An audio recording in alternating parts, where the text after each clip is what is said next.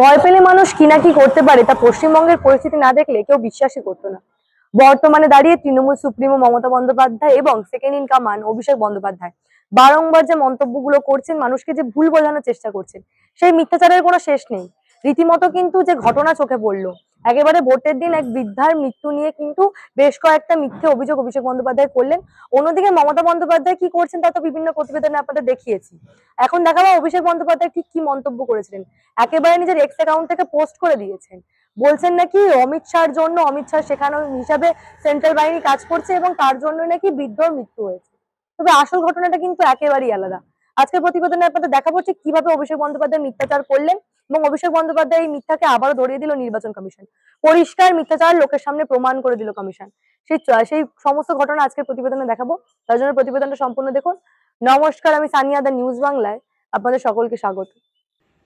তারা ভীষণ মেয়েদের মেরেছে, বাচ্চাদের মেরেছে।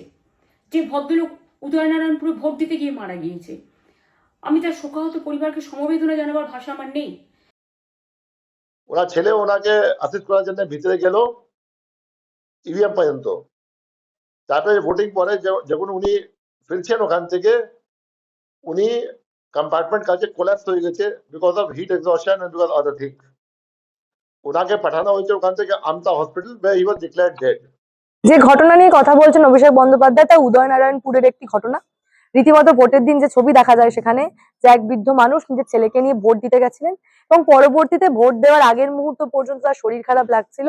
রীতিমতো যেমনটা আপনারা জানেন, ভোট দেওয়ার যেমনটা নিয়ম যে হাতে কালি দিয়ে দেয়, তারপরে যখনই তিনি ইভিএম এর কাছে গেলেন এবং সেখান থেকেই তিনি অসুস্থ বোধ করছিলেন, তারপর ছেলে এগিয়ে যান, তিনি বাবাকে সাহায্য করেন যে ভোট দিতে এবং পরবর্তীতে সেখানেই বৃদ্ধ অসুস্থ হয়ে পড়ে। পরবর্তীতে তাকে তাড়াতাড়ি করে সেখানকার লোকজন সাহায্য করেন, হাসপাতালে নিয়ে যাওয়া হয়, কিন্তু বৃদ্ধকে বাঁচানো যায়নি।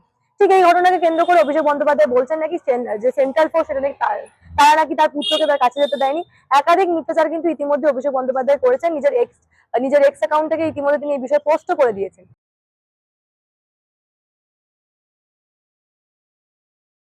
কিন্তু নির্বাচন কমিশন একেবারে সেই ঘটনার ভিডিও দিয়ে প্রমাণ করে দিয়েছে যে এই ধরনের কোনো ঘটনা ঘটেইনি।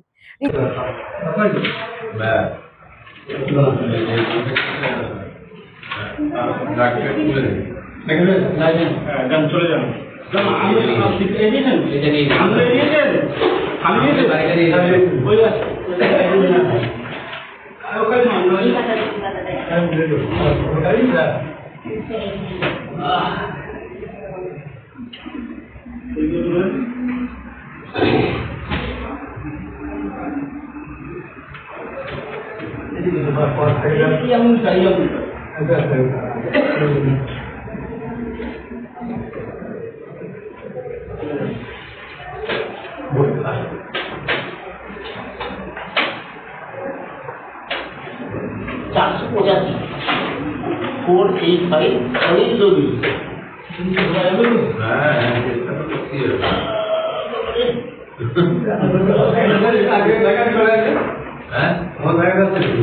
দেখতে পাচ্ছেন না? ডান দিকে দেখুন নীল নীল বোনা গুলো আছে, সেগুলো তো আপনি চলে আসুন।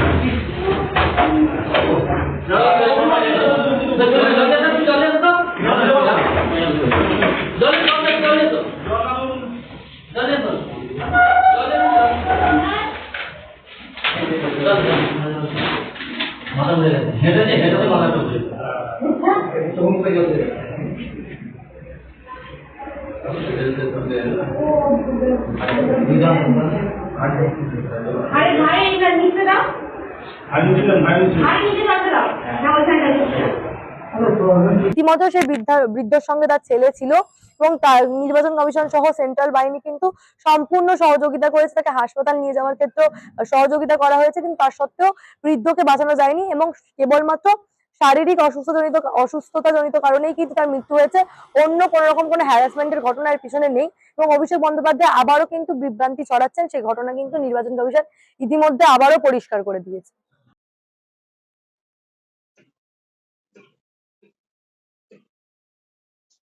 উনি 82 years old, पूर्णचंद्र Doloi Howrah पेंड्रो area booth number 245 তে গেলেন উদয়নারায়ণপুরে ওনার ছেলের সঙ্গে এন্ড উনি যেটা আছেন ওনার শরীর ঠিক ছিল না তারপরে বললেন না আমি যাব ভোট পড়বে আমি যাব আর আমার ভোট কাজ করব ওনার ছেলে ওনাকে অ্যাসিস্ট করার জন্য ভিতরে গেল ইভিএম পর্যন্ত তারপরে ভোটিং পরে যখন উনি ফিরছেন ওখান থেকে উনি কম্পার্টমেন্ট কাছে কোল্যাপস হয়ে গেছে because of heat exhaustion and because other thing ওনাকে পাঠানো হয়েছে ওখান থেকে Amta hospital where he was declared dead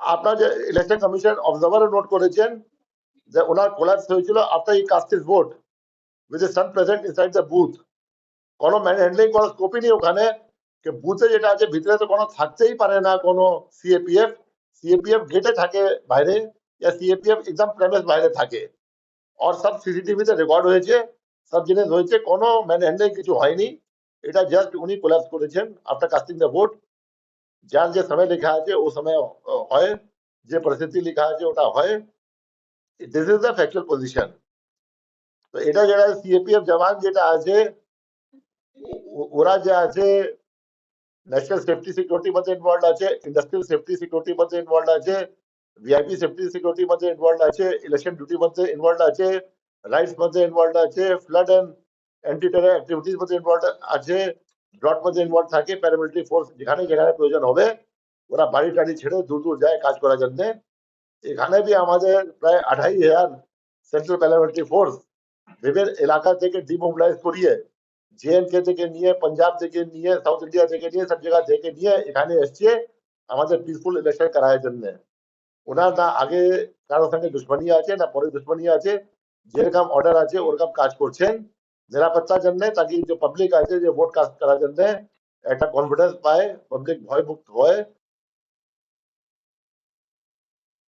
যে আছে হিংসা করেন না যেটা আছে অন এনি সিভিলিয়ান unless যে আছে some civilian is breaking the law severely and he ought to be acted against গোটা ঘটনা তো আপনারাই দেখলেন সত্যি সত্যি আপনারা কি মনে করছেন এই যে একের পর এক ঘটনাগুলোকে নিয়ে এই ধরনের মন্তব্য তারা করছেন মানুষকে ভুল বোঝানোর চেষ্টা করছেন ভোট মিটে যাওয়ার পরেও তারা একাধিক ঘটনা ঘটাচ্ছেন এগুলোকে সত্যি সত্যি হারার ভয় বা হেরে যাওয়ার পর যে কি অজুহাত দিতে পারেন তার জন্য প্রস্তুতি করছেন কি তারা যার জন্য মমতা বন্দ্যোপাধ্যায় গতকাল রাতে সাখাওয়াত মেমোরিয়াল ছুটলেন একাধিক জায়গায় কুণাল ঘোষ সহ শশীবালা চলে যাচ্ছেন অভিষেক বন্দ্যোপাধ্যায় এই ধরনের মন্তব্য করছেন পোস্ট করছেন সোশ্যাল মিডিয়াতেও একাধিক পোস্ট করছেন মমতা বন্দ্যোপাধ্যায় সাংবাদিকদের মুখোমুখি হয়ে এক কথা বলছেন পোস্ট করে এক কথা বলছেন এই যে একের পর এক মিথ্যাচার তারা করে যাচ্ছেন এগুলো সত্যিই কি হারার ভয় এই বিষয় নিয়ে আপনাদের মূল্যবান এবং গুরুত্বপূর্ণ মতামত অবশ্যই আমাকে জানাবেন দ্য নিউজ বাংলা কমেন্ট সেকশনে সত্যি সত্যি কি তাহলে হারার ভয়তে মমতা বন্দ্যোপাধ্যায় এবং অভিষেক বন্দ্যোপাধ্যায় এই অজুহাতগুলো দিচ্ছে এবং দেখতে থাকুন দ্য নিউজ বাংলা